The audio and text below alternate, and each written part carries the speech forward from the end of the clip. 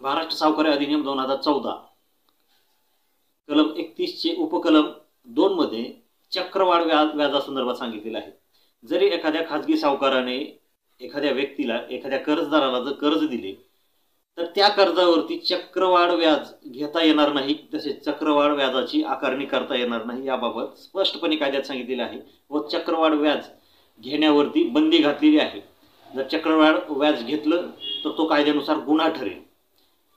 तर विद्यार्थी मित्रांनो, याच कलम 31 मधील उपकलम 3 मध्ये असे पण सांगितलेले आहे की खाजगी सावकाराने दिलेल्या कर्ज मुद्दलावर म्हणजे कर्जाची मुद्दल रक्कम जी आहे त्या मुद्दल रकमेच्या दुप्पट म्हणजे त्या मुद्दल रकमेपेक्षा जास्तीची रक्कम व्याजाने आकारली जाणार नाही। म्हणजे की मुद्दल रक्कम जी दिलेली आहे त्या मुद्दल रकमेच्या जास्त व्याज आकारले जाणार